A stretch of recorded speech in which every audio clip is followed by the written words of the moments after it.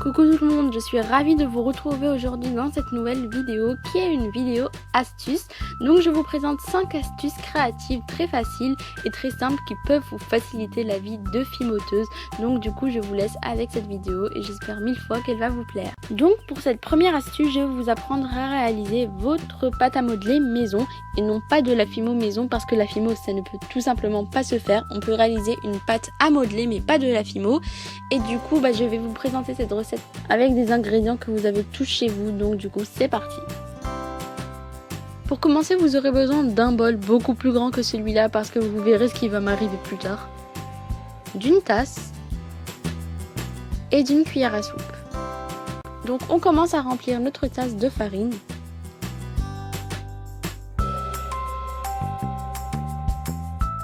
Puis on répète ça une deuxième fois.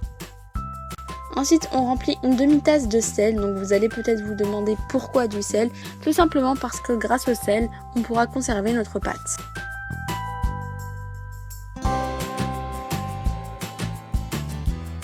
Ensuite, on verse 2 cuillères à soupe d'huile, donc n'importe quelle huile.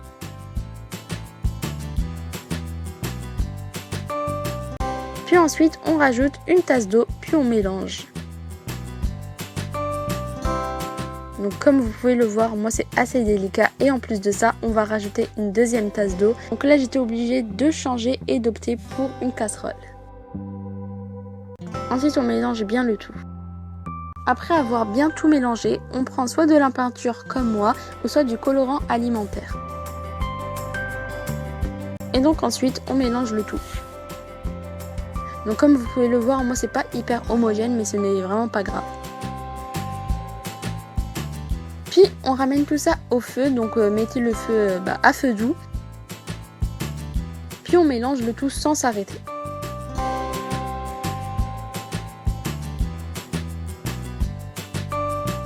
Comme vous pouvez le voir, petit à petit, une pâte se forme.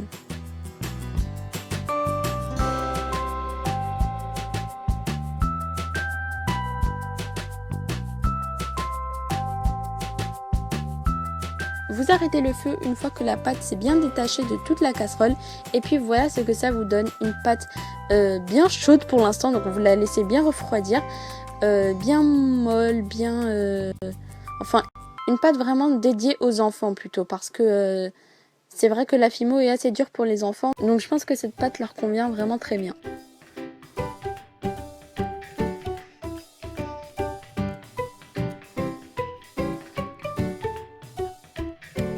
Et donc ensuite, pour conserver la pâte, on vient l'entourer de film alimentaire.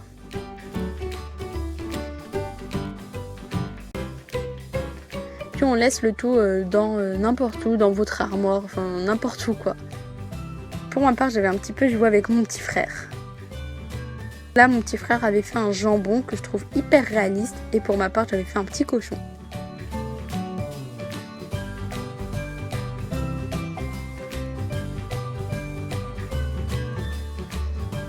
Ensuite, pour la deuxième astuce, je vais vous apprendre à réaliser votre propre poste de travail maison.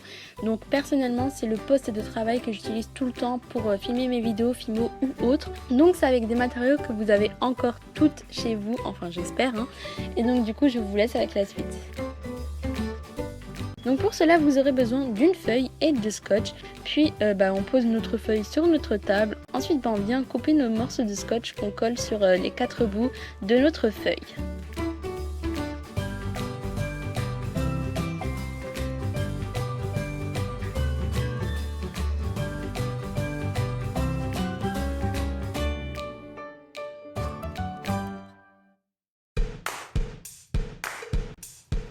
Et donc ensuite, vous pouvez fimoter tranquillou sur votre poste de travail maison.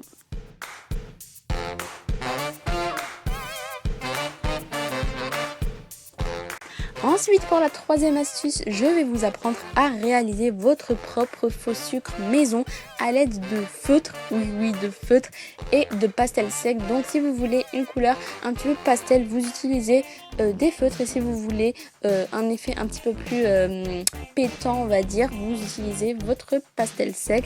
Donc c'est parti. Donc pour cela, vous aurez besoin de sel, d'un verre, de feutre ou de pastel sec. Donc sur cette vidéo, je vais vous montrer comment réaliser les deux. Donc on vient prendre notre verre et on verse la quantité de sel voulu.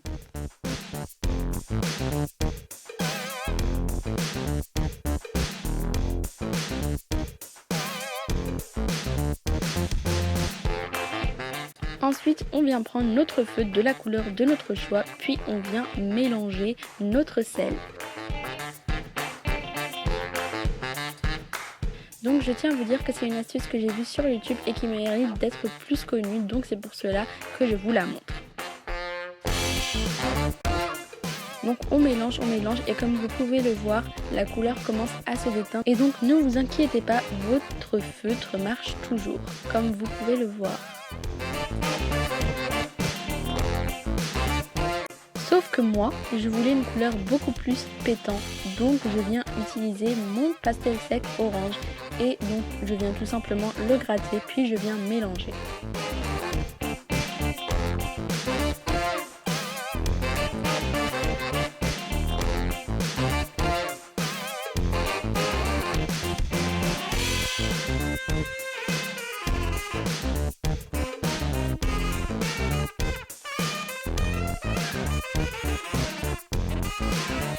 Pendant ce temps-là, j'avais envie de vous montrer quelques créations que j'ai pu réaliser avec ce faux sucre maison.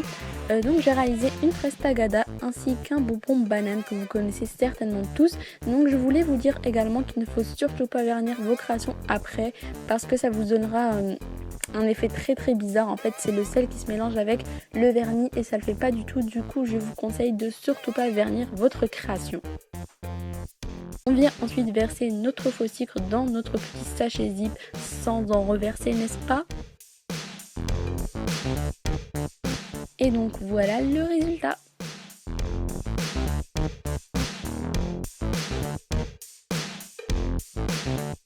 Ensuite, pour l'astuce numéro 4, je vais vous apprendre à redonner vie à vos vieux pains sans forcément les jeter. Donc c'est une astuce très facile que j'ai déjà montrée sur ma chaîne, mais je voulais vous le repréciser parce que tout le monde n'a certainement pas vu ma vidéo sur comment redonner vie à ces vieux pains. Donc du coup, c'est parti. Pour cela, vous aurez besoin d'un vieux pain tout simplement. Donc on vient l'ouvrir, puis on prend le morceau qu'on souhaite tout simplement.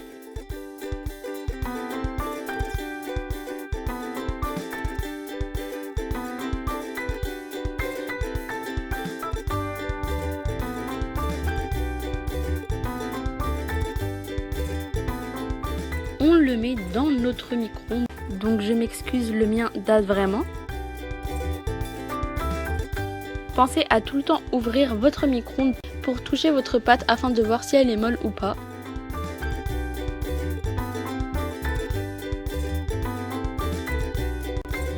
Et donc une fois que votre pâte est bien molle, vous n'avez plus qu'à fimoter. Il est très important d'utiliser votre pâte après et de ne pas la remettre dans son pain, sinon elle va redurcir et ça va être vraiment galère.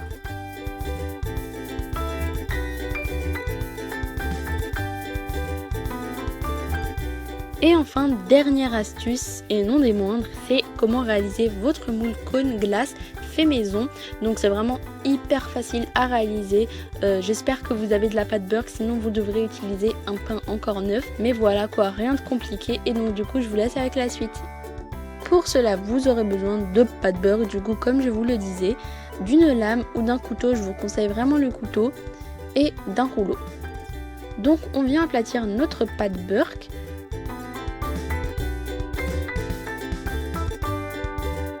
Puis on vient prendre le côté non coupant de la lame, donc vous faites très attention à ne pas vous couper. Puis on vient appuyer sur notre pâte comme vous pouvez le voir, donc les images parlent d'elles-mêmes.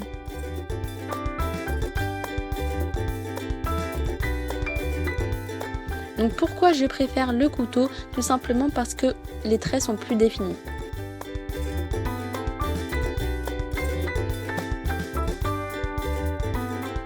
Ensuite on tourne un petit peu notre pâte, puis on effectue la même étape que précédemment afin d'obtenir des losanges.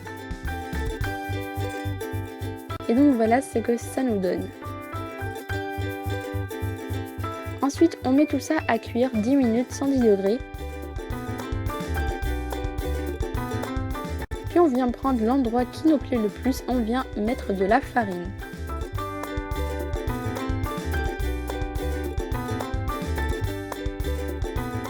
Ensuite, on vient bien étaler le tout.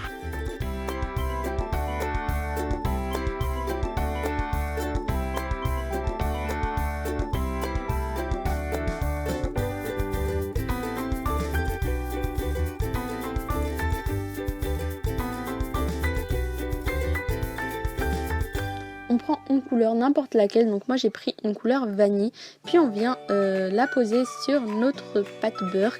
Ensuite on vient appuyer bien fort, ou sinon vous pouvez faire comme moi, retourner le moule puis appuyer hyper fort, c'est très important. Ensuite on retire le tout et on a nos effets de cône de glace.